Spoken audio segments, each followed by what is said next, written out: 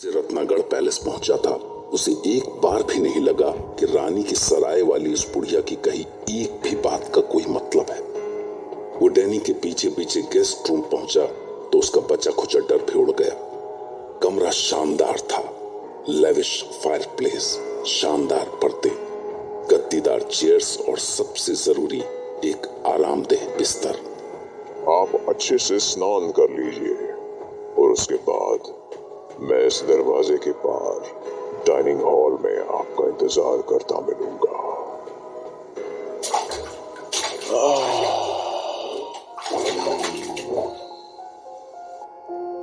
Fresh होने के बाद जब रणविजय बाहर आया तो उसे बड़ी जोर की भूख लगी थी और वो डाइनिंग हॉल में पहुंच गया। शानदार शानदार शब्द भी शायद कम था उस कमरे के बीचों बीच सजे एक्सोटिक वाइन्स और लेविश डिनर के लिए। अरे आप क्यों? मैं खुद ले लूंगा, प्लीज। आप मेरे मेहमान हैं, मुझे तो खुशी मिल रही है आपके लिए ये सब करके। आखिर आपको काम तो मेरे ही आना है ना?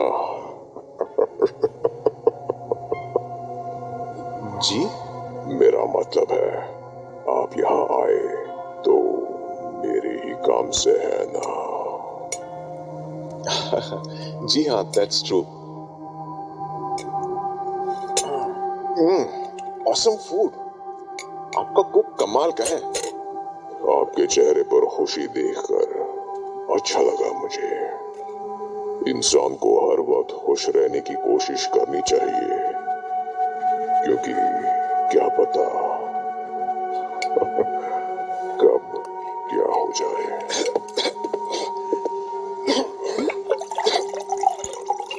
पानी पानी लीजिए। थैंक्स। मैं डिनर कर चुका हूँ, इसलिए खाने में आपका साथ नहीं दे सकूंगा। Hope you won't mind it, Mr. Ranvijay. No, certainly not. मेरे बॉस मिस्टर रघुवंशी ने ये खत दिया आपके लिए। Oh, that's very nice.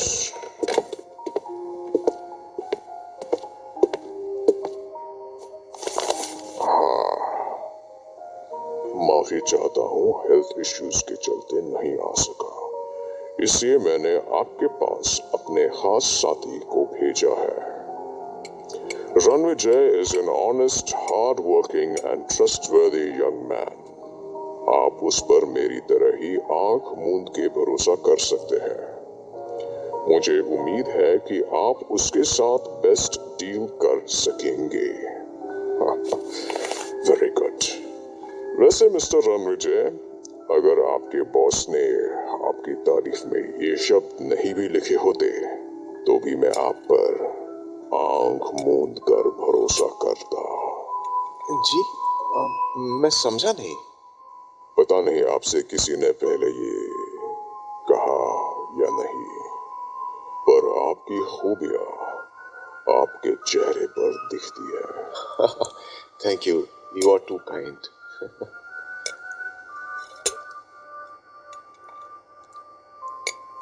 खाने के दौरान उसने रणविजय से बहुत सारी बातें की, उसके काम, शहर और उस रास्ते के बारे में जिससे होकर वो यहाँ तक पहुंचा था।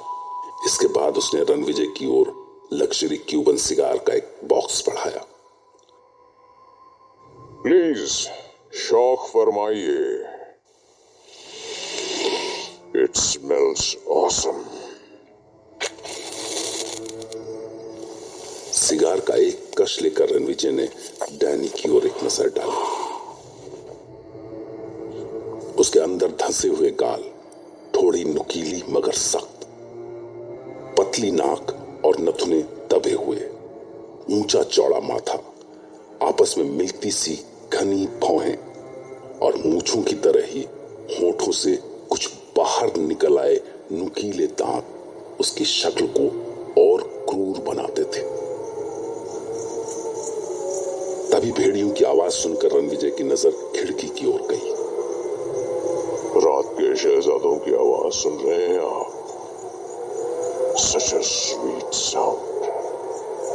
एक रोमांस है इनके सुर में। जी, मतलब?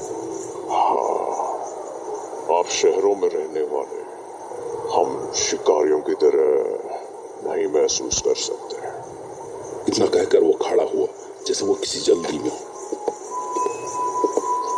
ओके, ओह, सुबह होने वाली है। आप काफी थके होंगे, आराम कीजिए। मैं कल दिन में बाहर रहूंगा, तो लंबी नींद कीजिए। हम अगली रात में मिलेंगे। इसके बाद जब रणविजय बिस्तर पर गिरा तो सफर की इतनी थकान थी कि वो जाने कितने घंटों तक सोता रहा।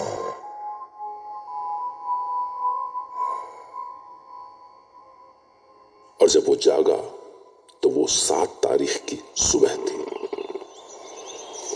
फ्रेश होने के बाद वो डाइनिंग हॉल में पहुंचा। वहां फिर से शानदार ब्रेकफास्ट सजा था और साथ में टेबल पर एक नोट भी। मैसेज। आशा है अच्छी नींद आई होगी मेरे दोस्त। रास्ते की थकान के बाद लंबी नींद की जरूरत थी आपको। मैं आज बाहर ही रहूंगा, इसलिए मेरा इंतजार मत कीजिएगा। हाँ। रणविजय ने भेड़ियों की आवाजों के बीच ब्रेकफास्ट का मजा लिया, फिर अपनी जगह से खड़ा हुआ और इधर उधर नजर डाली।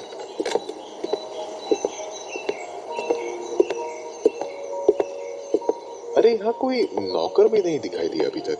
पानी वगैरह कुछ चाहिए हो तो बेल जैसा कुछ होना चाहिए ना। चांदी के बर्तन, जगह जगह सोने की कारीगरी। इन राजवाड़ों की शान और शौकत आज भी कम नहीं हुई। पर अजीब है, ऐसे शानदार महल में एक भी आईना नहीं। शेविंग या बाल कोम करने के लिए जरूरत पड़ सकती है।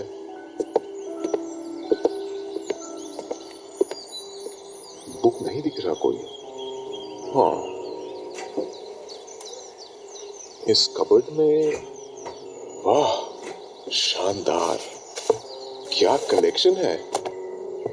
Books, magazines, newspapers, English, Hindi, French. भले शक्ल जैसी भी हो इसकी, और आदमी की टेस्ट जबरदस्त है।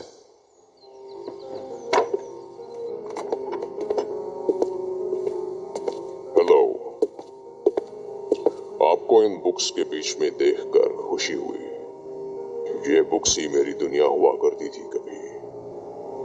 कुछ साल पहले बाहर जाने का मन बनाया तो इन बुक्स से काफी कुछ सीखने को मिला। Language and all, you know. English बहुत अच्छी है आपकी। यहाँ का कोई शख्स मेरी तारीफ करे तो मैं नहीं मानूंगा, पर तारीफ आपने की है तो it really matters a lot to me, क्योंकि यहाँ के लोग तो प्रजा ही है मेरी। इन अ वे, प्रजा? क्या है कि बहुत लंबे वक्त तक यहाँ राज किया था मैंने, और चाहता हूं जब तक मैं रहूं बरसों बरस कोई मुझ पर राज ना कर सके। हाँ हाँ, कौन राज कर सकता है आप पर? इतनी बड़ी रियासत है आपकी, इतना बड़ा पैलेस। हाँ, मैं आपसे पूछना चाहता था कि मैंने इस कमरे में आकर कोई गलती तो नहीं की ना? आई मीन आप मेहमान हैं हमारे, जहां चाहे जाइए, जिस भी कमरे में, बस उन रूम्स को छोड़कर जिन पर ताले लगे हैं। कुछ चीजों को जैसे वो है वैसे ही रहने देना चाहिए। जी जी बिल्कुल। ये रत्नागढ़ है, you see, quite different from Delhi और बॉम्बे और एनी अदर प्लेस।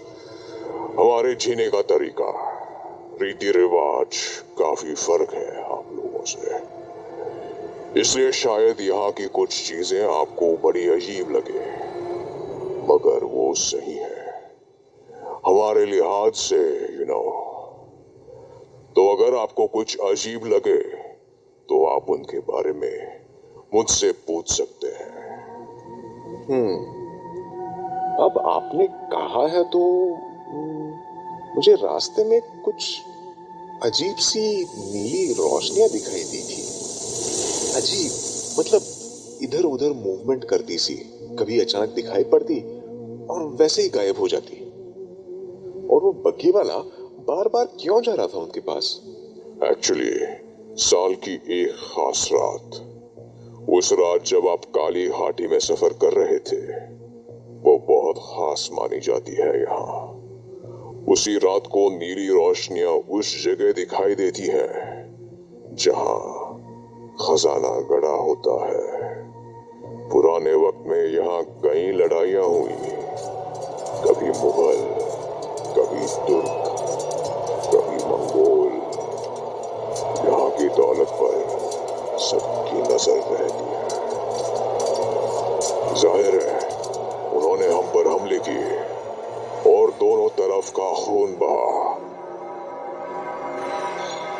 खून बहा।